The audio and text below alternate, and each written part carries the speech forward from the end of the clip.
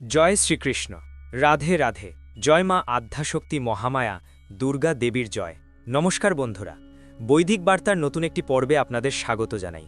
আশা করছি আপনারা সকলে ভগবানের কৃপায় ভালো আছেন এবং সুস্থ আছেন। হিন্দু ধর্মের অন্যতম প্রধান উৎসব হচ্ছে দুর্গাপূজা। শাস্ত্রমতে দুর্গার আরাধনা ব্যক্তিকে শুদ্ধতা ও শান্তির পথে নিয়ে যায়। নবরাত্রি বা দুর্গাপূজার দিনগুলো প্রত্যেকের কাছেই বিশেষ।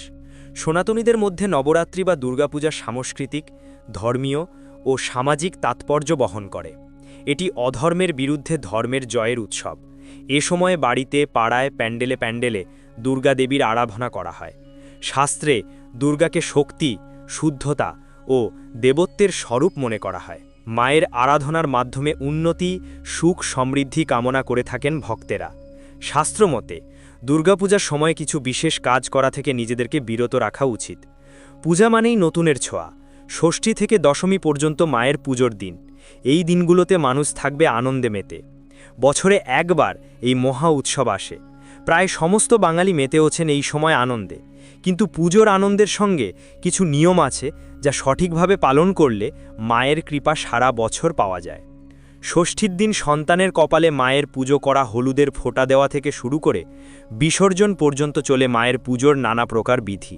আদ্যাশক্তি মহামায়ার অত্যন্ত প্রিয় দিন এইগুলো, যা বছরে একবারই আসে।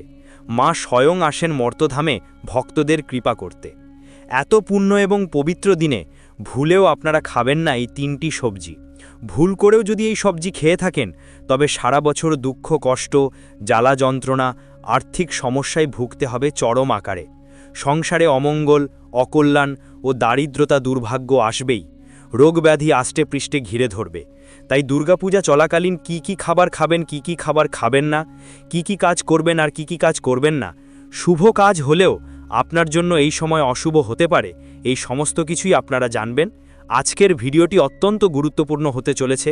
প্রতিটি সনাতনীদের জন্য একান্তই প্রয়োজন। তাই আজকের ভিডিওটি খুব গুরুত্বপূর্ণ হতে চলেছে। মূল পর্বে যাওয়ার আগে আমার সকল দর্শক বন্ধুদের কাছে একটা অনুরোধ থাকবে, দয়া করে ভিডিওটি সম্পূর্ণ মনোযোগ সহকারে দেখবেন। যদি ভালো লাগে তাহলে অবশ্যই একটা লাইক করবেন আর কমেন্টে ভক্তিভরে লিখবেন জয় মা দুর্গা। আমাদের চ্যানেলটিকে সাবস্ক্রাইব করে পাশে থাকা বেল বাটনটি অন করে রাখবেন। তো চলুন শুরু করা যাক আজকের আলোচনা। মা দুর্গা দেবী কেবলমাত্র বাঙালিদের দেবী বা মা নন, তিনি আদ্যাশক্তি মহামায়া, জগৎ জননী, সর্বশক্তির আধার। শাস্ত্রমতে আশ্বিন মাসের দুর্গাপূজার মূল কারণ ব্যাখ্যা করা হয়েছে শ্রী শ্রী চণ্ডী ও দেবী মাহাত্ম্য গ্রন্থে। এছাড়াও মার্কণ্ডেয় পুরাণে দেবী মাহাত্ম্য মহিষাসুর মর্দিনী রূপে তার গৌরব বর্ণিত হয়েছে। কালিকা পুরাণে তিনি হলেন পরাশক্তি, যিনি অশুভ শক্তির বিনাশ করেন।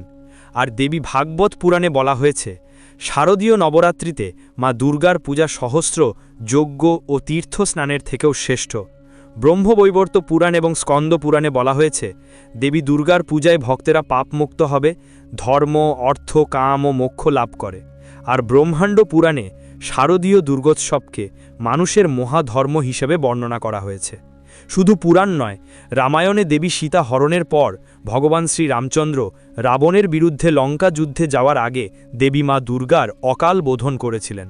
আর মহাভারতে অর্জুন এবং ভগবান শ্রীকৃষ্ণ দেবী দুর্গার স্তব করেছিলেন জয়ের আশীর্বাদ পেতে। আবার তন্ত্রশাস্ত্রেও দেবী দুর্গার পূজা শক্তির সাধনা ও মুক্তির দ্বার খুলে দেয় বলে রয়েছে। তাই দুর্গাপূজাকে কেবলমাত্র উৎসব নয়, এটি শুদ্ধতা ও পবিত্রতার প্রতীক। সত্যের জয়, অশুভের বিনাশ, ভক্তির মহিমা ও জীবনের চরম মুক্তির পথেই মা দুর্গার করুণা মাখা আহ্বান। শুধু পুরাণ নয়, রামায়ণে দেবী সীতা হরণের পর ভগবান শ্রী রামচন্দ্র রাবণের বিরুদ্ধে লঙ্কা যুদ্ধে যাওয়ার আগে দেবী মা দুর্গার অকাল বোধন করেছিলেন। আর মহাভারতে অর্জুন এবং ভগবান শ্রীকৃষ্ণ দেবী দুর্গার স্তব করেছিলেন জয়ের আশীর্বাদ পেতে। আবার তন্ত্রশাস্ত্রেও দেবী দুর্গার পূজা শক্তির সাধনা ও মুক্তির দ্বার খুলে দেয় বলে উল্লেখ রয়েছে। তাই দুর্গাপূজাকে কেবলমাত্র উৎসব নয়, এটি শুদ্ধতা ও পবিত্রতার প্রতীক। সত্যের জয়, অশুভের বিনাশ, ভক্তির মহিমা ও জীবনের চরম মুক্তির পথেই মা দুর্গার করুণা মাখা আহ্বান। আশ্বিন মাসের দেবীপক্ষে শুক্লা প্রতিপদ থেকে প্রাজাগরী পূর্ণিমা পর্যন্ত দুর্গাপূজার দিনগুলোর বিষয়ে মাহাত্ম্য রয়েছে। শাস্ত্রমতে যে কোনো শুভ কাজ শুরু করার জন্য দুর্গাপূজা চলাকালীন এই দিনগুলি খুবই গুরুত্বপূর্ণ এবং মঙ্গলজনক বলে ধরা হয়। জ্যোতিষশাস্ত্র মতেও শনিদোষ, বাস্তুদোষ, গ্রহদোষের প্রতিকার, পূজা, স্নান ও দান করার জন্য দুর্গাপূজার দিনগুলো বিশেষভাবে উল্লেখযোগ্য। আজকের ভিডিওটি খুবই গুরুত্বপূর্ণ, অবশ্যই আপনারা শুরু থেকে শেষ পর্যন্ত মনোযোগ সহকারে শ্রবণ করবেন। আজকে আমরা জানব স্বয়ং ভগবান শ্রীকৃষ্ণের বলা দুর্গাপূজা চলাকালীন কি করবেন আপনি আর কি করবেন না, এই সময় কোন খাবার খাওয়া উচিত আর কোন খাবার খাওয়া একদমই উচিত নয়, বিশেষ করে কোন 3টি সবজি খাওয়া বিশেষভাবে উচিত নয়। দুর্গাপূজার সময় যে নিষিদ্ধ সবজিগুলো রয়েছে তা খেলে জীবনে ঘনিয়ে আসতে পারে চরম আর্থিক কষ্ট, পরিবারের সদস্যদের লেগে থাকবে নানান ধরনের রোগ ব্যাধি, ঘরে বাইরে অকারণে সৃষ্টি হবে অশান্তি, চাকরি বা ব্যবসা স্থানে নানান ধরনের বাধা আসবেই, উপার্জন কমে যেতে পারে, হঠাৎই সংসারে নেমে আসবে চরম দুর্ভাগ্য। দুর্গাপূজার দিনগুলোতে ব্রত বা উপবাস রাখুন কিংবা না রাখুন, কিন্তু দুর্গাপূজা চলাকালীন সময় অবশ্যই শাস্ত্র অনুসারে আপনারা এই নিষিদ্ধ খাবারগুলো একদমই এড়িয়ে চলুন। তাহলে আপনাদের গৃহ থেকে বাস্তুদোষ দূর হবে আর সারা বছর মা দুর্গা এবং লক্ষ্মীদেবীর কৃপা থাকবে। আপনি নিজে এমনকি পরিবারের সকলে সুরক্ষিত থাকবে এবং সুস্থ থাকবে। এইবার আসুন আমরা জেনে নেব দুর্গাপূজার অতি প্রাচীন এবং শক্তিশালী বিশেষ কয়েকটি উপায়, ক্রিয়া বা টোটকা যা আমাদের বা আপনাদের সংসারে আয় উন্নতি বৃদ্ধি করবে। শারদীয় দুর্গাপূজার সময়সূচি বিশুদ্ধ পঞ্জিকা অনুসারে মহাপঞ্চমী 27শে সেপ্টেম্বর 2025 শনিবার দুপুর 12টা 15 মিনিট পর্যন্ত পঞ্চমী থাকবে। সন্ধ্যায় শারদীয়া দুর্গাদেবীর বোধন ও অধিবাস। মহাষষ্ঠী 28শে সেপ্টেম্বর রবিবার দুপুর 2টো 28 মিনিট পর্যন্ত ষষ্ঠী তিথি থাকবে। সন্ধ্যায় শারদীয়া দুর্গাদেবীর আমন্ত্রণ ও অধিবাস। মহাসপ্তমী 29শে সেপ্টেম্বর সোমবার বিকেল 4টে 9 মিনিট পর্যন্ত সপ্তমী তিথি থাকছে। সকাল 8টা 30 থেকে 9টা 28 মিনিটের মধ্যে দুর্গাদেবীর নবপত্রিকা স্থাপন এবং রাত্রি 11টা 4 মিনিট থেকে 11টা 51 মিনিটের মধ্যে দুর্গাদেবীর অর্ধরাত্রি বিহিত পূজা। মহা অষ্টমী 30শে সেপ্টেম্বর মঙ্গলবার সন্ধ্যায় 6টা 17 মিনিট পর্যন্ত অষ্টমী তিথি থাকছে। সন্ধ্যায় 5টা 43 গোতে সন্ধি পূজা আরম্ভ, রাত্রি 6টা 31 মিনিটের মধ্যে সন্ধি পূজা সমাপন। মহানবমী 1 অক্টোবর বুধবার সন্ধ্যায় 7টা 21 মিনিট পর্যন্ত নবমী তিথি থাকছে এবং এই দিন দশহারা অনুষ্ঠিত হবে। বিজয়া দশমী 2 অক্টোবর বৃহস্পতিবার রাত 7টা 11 মিনিট পর্যন্ত দশমী তিথি থাকছে এবং এই দিন দশহারা অনুষ্ঠিত হবে। দেবীপক্ষের শুক্লা ষষ্ঠীতে হয় মা দুর্গার বোধন। যুগ যুগ ধরে চলে আসছে এই নিয়মনীতি। আচ্ছা, ষষ্ঠী তিথিতেই কেন মা দুর্গার বোধন হয়? রয়েছে এক পৌরাণিক কাহিনী। তার সূচনা হয়েছে সেই ত্রেতা যুগে। লঙ্কাধিপতি রাবণ ছিলেন মহাদেবের ভক্ত। রাবণ ছিলেন দেবাদিদেব মহাদেবের বরপ্রাপ্ত এবং মাতা দুর্গাদেবীর একনিষ্ঠ সাধক। একদিকে দৈববাণী ছিল যে দেবী সীতা হরণকে কেন্দ্র করে শ্রীরামের হাতে রাবণ বধ হবে। রাম আর রাবণের যুদ্ধ যখন অবশ্যম্ভাবী, সেই সময় স্বর্গের দেবতারা প্রজাপতি ব্রহ্মার শরণ নিলেন, কিন্তু দেবী দুর্গা তখন নিদ্রায় ছিলেন। দেবতাদের অনুরোধে ব্রহ্মা স্বয়ং দেবী দুর্গার পূজা করলেন। দেবী দুর্গার পূজা অর্চনা আরাধনা করলেন, তাকে তুষ্ট করার উপায় জেনে নিলেন। দেবী দুর্গা বললেন, যদি শ্রীরামচন্দ্র তার বোধন করেন তবে তিনি রাবণ বধে শ্রীরামচন্দ্রকে সাহায্য করতে পারবেন। বোধন কথাটির অর্থ হল জাগ্রত করা। এই সময় দেবতারা বিশ্রামে বা নিদ্রায় থাকে, তাই অসময় দেবী দুর্গাকে জাগ্রত করার জন্যই অকাল বোধন নাম হয়েছে। আর প্রজাপতি ব্রহ্মা, দেবরাজ ইন্দ্র তখন শ্রীরামচন্দ্রকে দেবী মায়ের পরামর্শের কথা জানালেন। আর সেই সময় ছিল শরৎকাল। ভগবান শ্রীরামচন্দ্র নিজ হাতে দেবী দুর্গার মূর্তি গড়ে তার আরাধনা করলেন। তেমনি ঠিক সেই সময় ব্রহ্মা ধ্যানে বসে দেখলেন একটি বিল্ল গাছ বা বেল গাছের নিচে একজন 8 থেকে 10 বছরের মতো হবে বালিকা বেলগাছের নিচেই বসে খেলা করছে। ব্রহ্মাদেব বুঝলেন তিনি আর কেউ নন, তিনি স্বয়ং দেবী দুর্গা। এরপরে পিতামহ ব্রহ্মা স্থির করলেন দেবীর বোধনের পূজা হবে ওই বেলগাছের নিচেই। তাই ওই প্রথা মেনেই আজও বোধনের আগে বেলগাছের পূজা অর্চনা করা হয়, তা প্রতিষ্ঠা করা হয় দেবী দুর্গার ঘটে। তারপরেই শুরু হয় বোধন, শুরু হয় দেবী দুর্গার আরাধনা। দুর্গাপূজা চলাকালীন নিষিদ্ধ 3টি সবজি। দুর্গাপূজা চলাকালীন যেই সবজি নিষিদ্ধ তার মধ্যে সর্বপ্রথমেই যেটির কথা আমি জানাতে চলেছি আপনাদেরকে, আর তা হলো ওল। ওল নিশ্চয়ই সকলেই চেনেন। দুর্গাপূজা চলাকালীন আপনারা আপনার বাড়িতে ওল রান্না করবেন না। পরিবারের কোনো ব্যক্তি দুর্গাপূজার সময় ওলের যে কোনো খাবার, ওলের যে কোনো তরকারি বা ওল ভাতে আপনারা খাবেন না। ওলবিন শব্দটি অবশ্যই সকলে চেনেন। বৈদিক শাস্ত্রমতে এই সময় বৃষ্টির সময় ওলের ভেতরে সহজেই ব্যাকটেরিয়া এবং ফাঙ্গাস জন্মাতে পারে। ওল খেলে বিশেষ করে গলা ব্যথা, ডায়রিয়া এবং বমি হওয়ার মতো ঝুঁকি বেশি থাকে। আজকের ভিডিওটি খুবই গুরুত্বপূর্ণ, অবশ্যই আপনারা শুরু থেকে শেষ পর্যন্ত মনোযোগ সহকারে শ্রবণ করবেন। বৈদিক শাস্ত্রমতে বলা হয়েছে এই সময় শরীরের উষ্ণতা এবং পিত্তদোষ বেড়ে যায়। ওল অতিরিক্ত খেলে শরীরের ভারসাম্য নষ্ট হতে পারে, তাই দুর্গাপূজার দিনগুলোতে ওল খাওয়া এড়িয়ে চলতে বলা হয়েছে। সুতরাং দুর্গাপূজা চলাকালীন কোনোভাবেই ওল দিয়ে তৈরি খাবার, যে কোনো খাবারই হোক না কেন, আপনারা কিন্তু ভুলেও খাবেন না। ভগবান রামচন্দ্রের আগে সত্যযুগে চৈত্র মাসে শুক্লপক্ষে প্রথম যিনি মা দুর্গাদেবীর পূজা করেছিলেন তিনি রাজা সুরথ। তার সঙ্গে ছিলেন সমাধি বৈশ্য। সেই পূজাকেই বর্তমানে বাসন্তী পূজা নামেই আমরা জানি। শাস্ত্রমতে আশ্বিন মাসে দেবী দুর্গার পূজা করলে জীবনে ভয়, দুঃখ ও শত্রুর প্রভাব দূর হয়ে যায়, আর ভক্তেরা অর্জন করেন শক্তি, সাহস ও অভয়। কলা গাছের কাণ্ড, থোর ও মোচা। দুর্গাপূজার সময় দ্বিতীয় নিষিদ্ধ সবজিটি হচ্ছে, যেটি কম বেশি আমরা অনেকেই চিনি, আর তা হচ্ছে কলা গাছের কাণ্ড বা কলা গাছের থোর। বৈজ্ঞানিক মতে এই সময়ে কলার থোর খেলে পেটে নানান রকম সমস্যা দেখা দিতে পারে। শাস্ত্রমতে দুর্গাপূজাতে কলা বউ রূপে বা নবপত্রিকার একটি গাছ হচ্ছে এই কলা গাছ। কলা বউ রূপে এটিকে পূজা করা হয় এবং কলা গাছের থোর খেলে শরীরের ওপর তার নেগেটিভ প্রভাব পড়ে। সুতরাং এই সময়ে কলা গাছের থোরের তরকারি খাওয়া, থোর ভাজা একেবারেই এড়িয়ে চলুন। খাবেন না কলার মোচাও। দুর্গাপূজার দিনগুলো অত্যন্তই শুভ বলে বিবেচ্য। এই সময়ে আপনারা আপনাদের সাধ্য অনুযায়ী গরিব দুঃখী দুস্থদের দান করবেন। বিশেষ করে অন্ন ও বস্ত্র দান করলে অশেষ পুণ্যফল প্রাপ্তি হয়। এছাড়াও দুর্গাপূজার দিনগুলোতে বিভিন্ন ব্রত পালনের সময় খাবারে ফলমূল, শামা চালের পায়েস, আলুর তরকারি কিংবা সিঙারা আটা বা পানি ফলের আটার তৈরি লুচি বা পরোটা বা কিছু ক্ষেত্রে সাবুদানা খাওয়া যেতে পারে। কিন্তু আশ্বিন মাসে কাঁচা দুগ্ধ বা দই কখনোই খাবেন না। তবে সন্দেশ বা ছানার মিষ্টি খাবার ক্ষেত্রে কোনো বিধিনিষেধ নেই। পূজা বা উপবাসের সময় বা ভোগ প্রসাদ রান্নার ক্ষেত্রে সাধারণ লবণের পরিবর্তে সৈন্ধব লবণ এবং সরিষার তেলের পরিবর্তে ঘি ব্যবহার করবেন। করলা এবং নিমপাতা। এইবার আপনারা জানবেন দুর্গাপূজা চলাকালীন তৃতীয় নিষিদ্ধ যে সবজিটি, আর তা হচ্ছে করলা।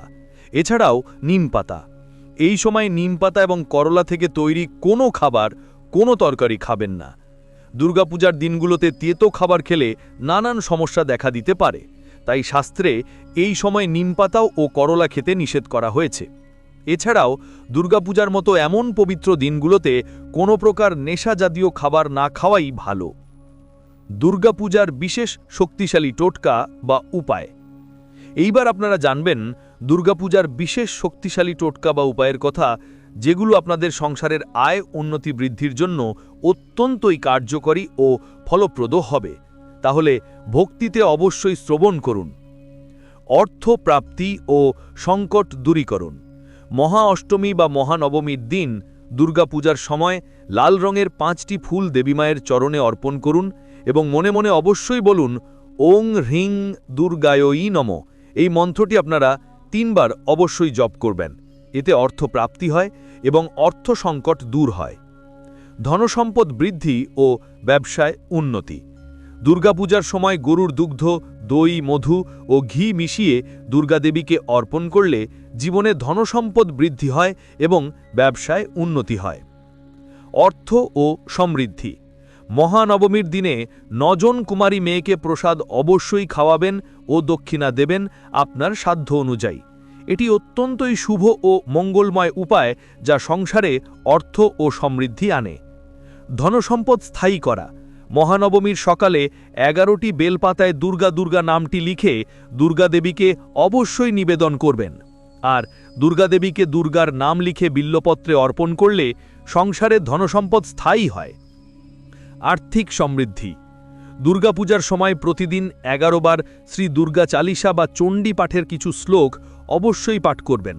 আর এই সময় চণ্ডী পাঠের কিছু শ্লোক যদি পাঠ করেন, এতে আর্থিক সমৃদ্ধি আসে। দুর্গাপূজার টোটকা মানে যে শুধুমাত্র অলৌকিক উপায় তা কিন্তু নয়। এগুলো মূলত ভক্তি, দান, শুদ্ধতা, পবিত্রতা, আধ্যাত্মিকতার শক্তি ও পজিটিভ শক্তির অনুশীলন, যা মেনে চললে জীবনে শান্তি ও কল্যাণ আসে। দুর্গাপূজায় ভুলেও করবেন না এই সমস্ত কাজ। এইবার আপনারা জানবেন দুর্গাপূজায় ভুলেও করবেন না এই সমস্ত কাজ, তা না হলে রেগে যাবেন দশভুজা। শাস্ত্রমতে নবরাত্রি বা দুর্গাপূজা চলাকালীন সময় বেশ কিছু নিয়ম মেনে চলাও উচিত। শাস্ত্রে এমন কিছু কাজের উল্লেখ রয়েছে যা দুর্গাপূজার সময় করে ফেললে দেবী দুর্গা রেগে যাবেন আপনার প্রতি।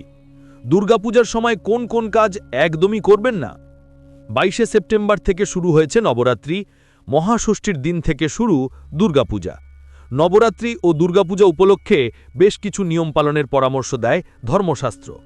এই সময় অনেকেই 9 দিনের উপবাস করেন। অখণ্ড প্রদীপ। যে সমস্ত ব্যক্তিরা দুর্গাপূজা বা নবরাত্রি চলাকালীন অখণ্ড প্রদীপ প্রজ্বলিত করবেন, তারা ভুলেও নিজের বাড়ি ছেড়ে কোথাও যাবেন না। যে বাড়িতে অখণ্ড প্রদীপ প্রজ্বলিত হয় সেখানে সবসময় পরিবারের কোনো না কোনো সদস্যের মধ্যে একজন হলেও থাকা উচিত। পোশাক ও পবিত্রতা। যারা 9 দিন উপবাস রাখবেন তারা প্রতিদিন স্নানের পর অর্থাৎ পরিষ্কার পরিচ্ছন্ন পোশাক ধারণ করবেন, আর যদি না ধারণ করেন তাহলে দেবী মা কিন্তু আপনাদের প্রতি রেগে যাবেন। খাদ্যাভ্যাস। এই সময়ে যারা উপবাস করবেন তারা ভুলেও পাতিলেবু খাবেন না, পাশাপাশি আমিষ খাবার, মদ্যপান করলে দেবী দুর্গা রুষ্ট হতে পারেন। লেবু কাটা অশুভ এই সময় আপনারা কোনো রকম আচার জাতীয় খাবার কিন্তু খাবেন না। ভুল করেও কিন্তু আচার জাতীয় কোনো খাবার খাবেন না, অবশ্যই আপনারা এটি মাথায় রাখবেন। দিনের বেলায় ঘুম ও বাসনা। নবরাত্রির সময় দিনের বেলায় ঘুমাতে নেই। দিনের বেলা দুর্গা মন্ত্র অবশ্যই জপ করবেন, এটি জপ করা উচিত। এই সময়কালে মনের মধ্যে কোনো বাসনা জাগ্রত হতে দেবেন না। মনকে বিচলিত হওয়া থেকে বিরত রাখুন। বর্জনীয় কাজ। এই 9 দিন বা দুর্গাপূজা চলাকালীন বিশেষ করে শারীরিক সম্পর্ক স্থাপন থেকে বিরত থাকাই উচিত। চামড়ার জিনিস ব্যবহার করার থেকেও এই সময় বিরত থাকবেন। তামসিক ও রাজসিক খাবার। নবরাত্রি ও দুর্গাপূজার সময় পেঁয়াজ, রসুন খেতে নেই। মাছ, মাংস অর্থাৎ আমিষ জাতীয় কোনো খাবার খেতে নেই। তামসিক এবং রাজসিক খাবার অবশ্যই আপনারা পরিত্যাগ করবেন এই সময়। শরীর ও মনকে এই খাবারগুলি অশুদ্ধ করে ফেলে। শরীর ও মনকে শুদ্ধ রাখার জন্য আমিষ খাবার অবশ্যই আপনারা ত্যাগ করুন। কেশর রঞ্জন। এই 9 দিন চুল, দাড়ি, নখ একদমই কাটতে নেই। আপনারা এই নিয়মগুলি অবশ্যই কিন্তু মেনে চলুন। উপবাসের নিয়ম। যে সমস্ত ব্যক্তিরা উপবাস করবেন আপনারা ফল আহার করতে পারেন, কিন্তু প্রতিদিন একই স্থানে ফলাহার করুন। পূজা চলছে তার মাঝখানে উঠতে নেই। পূজা সম্পূর্ণ করার পরেই যদি চান তবে আসন ত্যাগ করবেন, তা না হলে দেবীর রোষের শিকার হবেন। বাণীর শুদ্ধতা এবং ব্যবহার। দুর্গাপূজা চলাকালীন সময়ে কখনোই মিথ্যা কথা বলতে নেই ও রাগও করতে নেই। অবশ্যই এগুলি কোনো সময়তেই কিন্তু ভালো নয়। মহিলা এবং কুমারীদের বিশেষ করে এই সময় অপমান করবেন না। এই সময় বাণীর শুদ্ধতা বজায় রাখাও অত্যন্ত জরুরি। তাই দুর্গাপূজায় ভুলেও কাউকে কটূক্তি করবেন না। পাশাপাশি অশ্লীল মন্তব্য করা, আজে বাজে ভাষায় কথা বলা থেকে আপনারা বিরত থাকুন। মনে রাখবেন ব্যক্তির বাণী তাদের চিন্তাভাবনা ও শক্তিকে প্রভাবিত করে।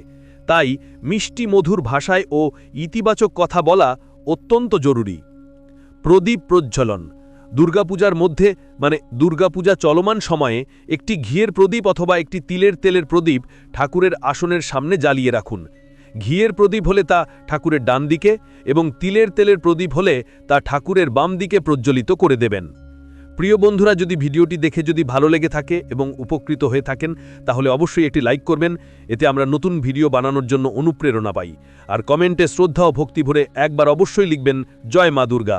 এরকম তথ্যমূলক ভিডিও নিয়মিত পেতে আমাদের চ্যানেলটিকে সাবস্ক্রাইব করে পাশে থাকা বেল বাটনটি অন করে রাখবেন, যাতে এরকম তথ্যমূলক গুরুত্বপূর্ণ ভিডিও আপনারা নিয়মিত দেখতে পারেন। সকলে ভালো থাকবেন, সুস্থ থাকবেন। আপনার ওপর ঈশ্বরের কৃপা সদা বর্ষিত হোক। জয় মা দুর্গা। জয় শ্রীকৃষ্ণ। রাধে রাধে।